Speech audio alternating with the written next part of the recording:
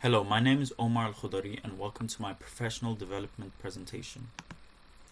Prior to applying for my BA in London Metropolitan University, I studied various subjects in my IB diploma, one of which was art and design on higher level. I've always had a passion for art, as well as having a more creative perspective than my peers. I've always been fascinated with furniture design as well as interior design. So during 2014 up to 2016, I worked in a small business called Eventology that specified in created avant-garde interiors for specific events in restaurants and other small businesses, as well as wedding venues. This sparked my interest in architecture, which further allowed me to explore this by applying to the University for Creative Arts for an interior architecture and design degree.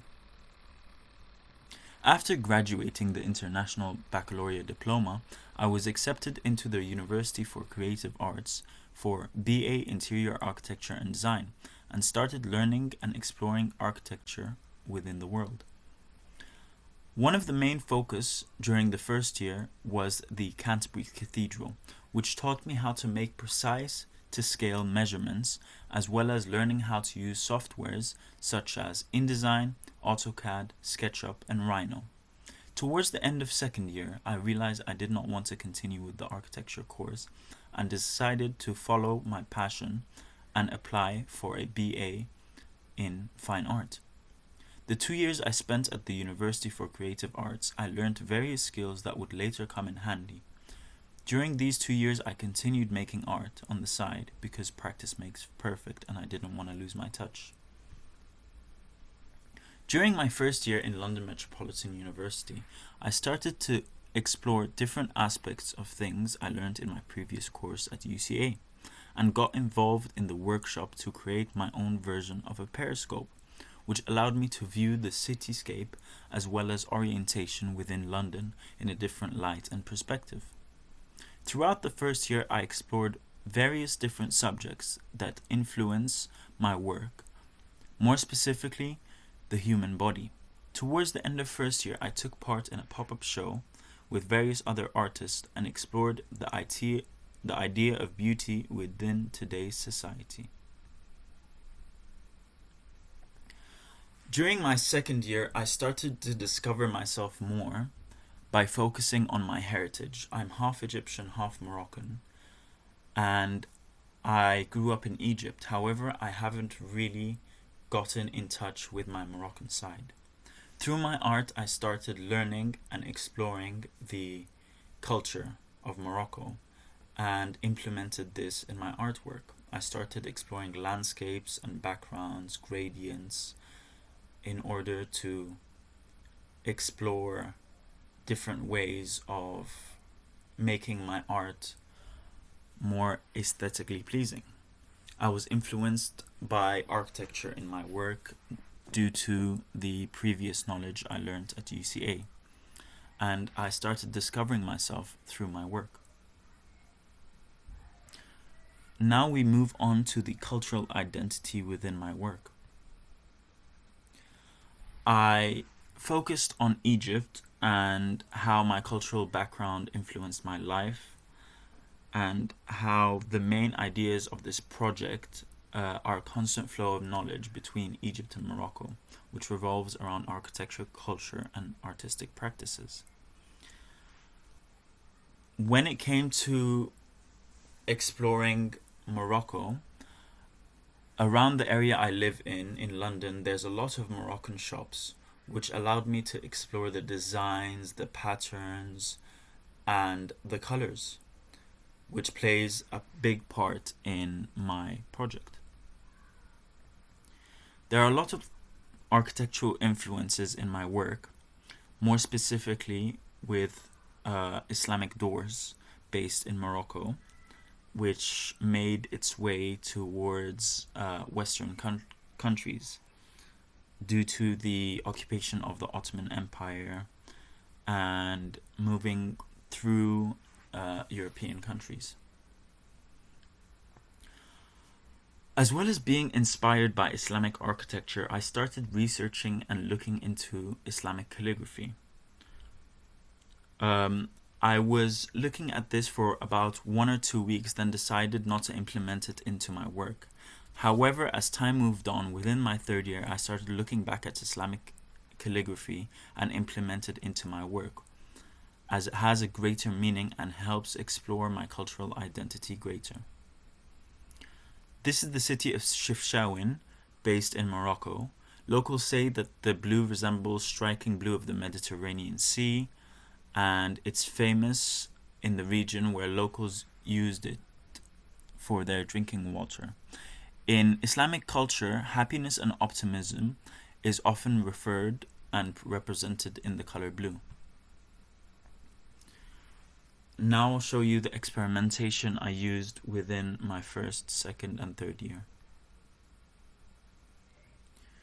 I started being inspired by fridge magnets I collected while visiting North African countries such as Tunisia and Morocco, and started creating mini doors made out of clay. After creating the mini doors that resembled fridge magnets, I decided to experiment with tile designs in order to implement this in future works.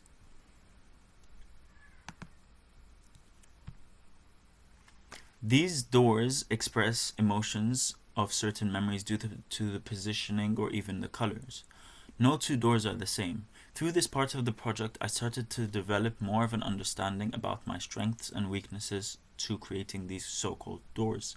The purpose of this series was to work and explore the possibilities of mixing media for my work to understand my strengths and weaknesses, as well as practice for the plan to carve on wood. In order to have miniature customizable doors that can be altered and adjusted to fit one's needs or identity, I used different colors to represent different meanings. Here are some of the doors I used and made to explore the background, my culture, my Egyptian side, as well as my Moroccan side.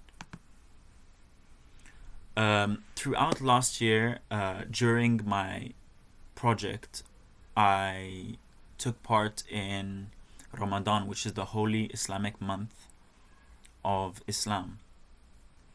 These pieces were created in relation to my theme. Further on, the final piece of my second year, I created these 3 paintings that basically intertwined all the research and all the influences of my second year. The aim of this final piece was to incorporate all the positive outcomes of the previous works of art and create a message as well as an aesthetically pleasing set. I started looking at how to combine calligraphy with architectural influences and created this through Photoshop and InDesign. Looking at different ways of exploring my art, I started looking at hydro dipping, which I used a large container of water and spray paint in order to create these intricate designs. As no two canvases are the same due to the placement of the paint, as well as the speed of which the item is submerged, the choice of colors also affect the outcome of the image that is created. The image seen on the bottom right represents the country of Egypt due to the colors black, white, red, as well as gold, which are contained in the Egyptian flag. My final year in fine art.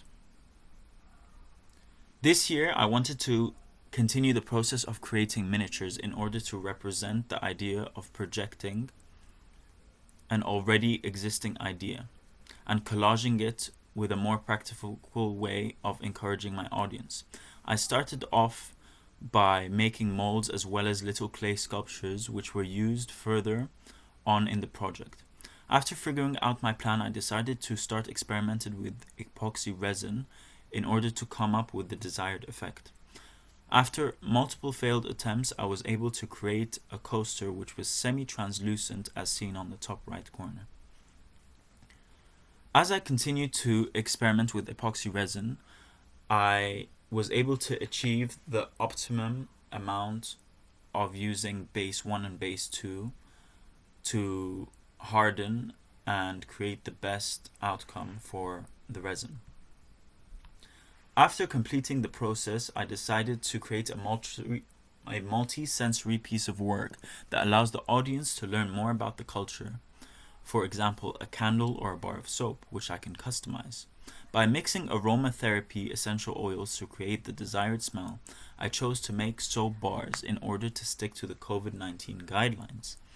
The idea and inspiration behind these so-called souvenirs is a multi-sensory exhibition in which I can engage the audience with these soap bars, which I mix the experiments with resin using a silicone mold made out of a clay sculpture.